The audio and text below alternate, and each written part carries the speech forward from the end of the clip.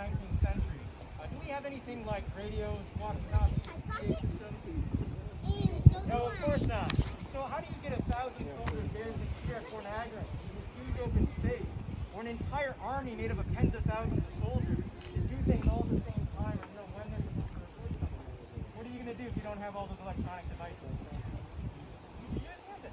Actually, music is a really great because human brains memorize music so efficiently. I mean, how many millions of music do you guys think right now?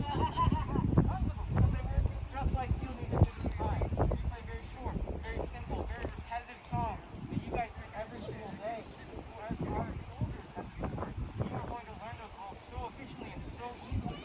And in fact, the Swiss Army began this concept at the end of the 1400s. And so it has been going on for hundreds of years by the time the French get here in the 1720s. And all of the different armies across Europe are using this very basic idea of having musicians play songs. Now, today we're going to kind of show you how to play some more. We'll start by just introducing the instruments for this music. So the first thing you'll see is the fife. That's that really small, shrill, kind of flute-like sound. Now the fife is a really, really simple cousin of the modern day flute.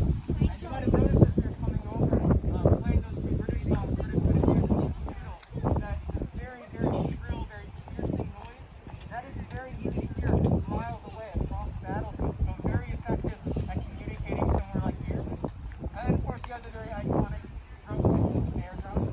Not very different from today's modern drums, really just the different materials that it uses. So you might notice they're much longer than our modern drum. That allows it to project its sound very well. And then the heads are made out of calfskin. So you might hear these don't kind of have that real crisp snapping sound that we're accustomed to. They kind of echo and they kind of like a drumming sound. That again allows that sound to project really, really well over the big open fields. So essentially two instruments that were designed for this purpose. Now let's start with our French soldiers. They're going to have a French guys now. So if you guys have been over by the Bay House, that small building in front of the castle, you've seen some of the French Marines, the soldiers who built Fort Niagara originally. These guys are their musicians. Now, you saw those other French Marines, they all had white coats on.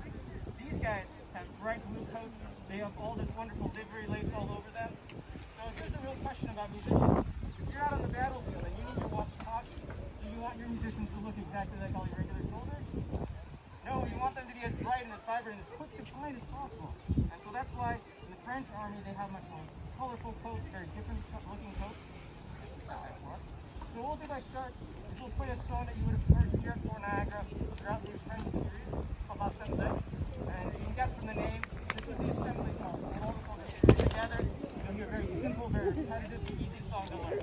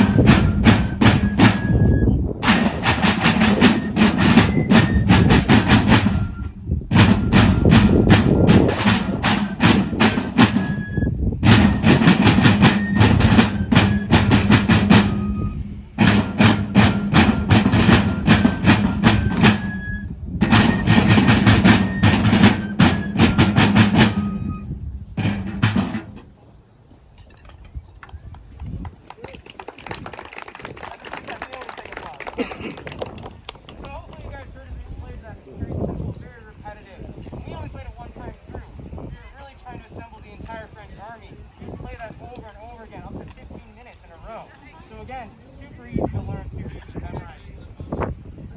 Now, in 1759, the British come here during the French-Indian War. And unfortunately, after a very long siege, a very spectacular siege here, the British do take the fort from the French, and this becomes British-occupied territory.